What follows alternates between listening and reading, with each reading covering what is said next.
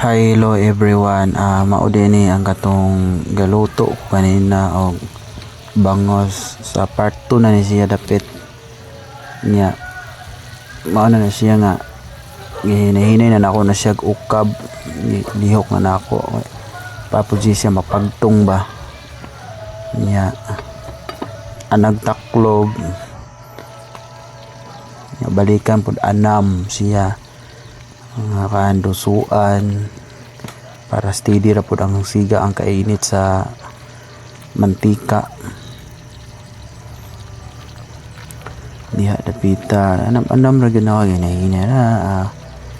yung anong check no nag brown na siya, golden brown na siya na kana siya maukay na gid siya nga wala na siya namilit kaana gid siya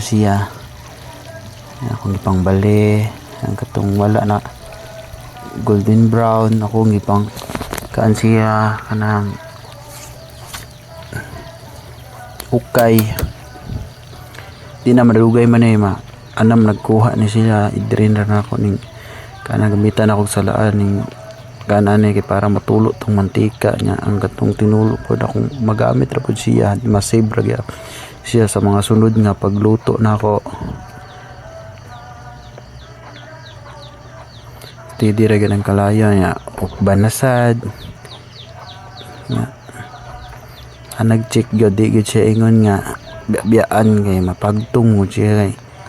init na biya kaya kung tika no halos kaan na siya golden brown na siya no ako ang kaan gidirinan ang mantika nagkuha ko anag sudlanan mo na siya sa lahat o aning sudlanan na pangdrin sa mantika na diha ako butang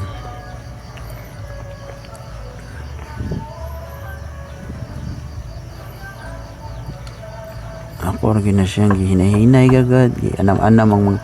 itong na golden brown para dili po siya mapagko mo siya masubraan po siya magahe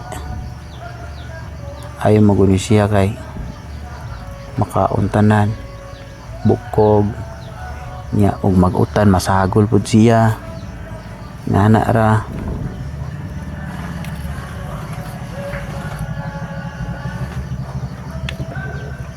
nga ako ang nahini ra gyud siya diha kay adok po pisik ng init kay ng mantika pod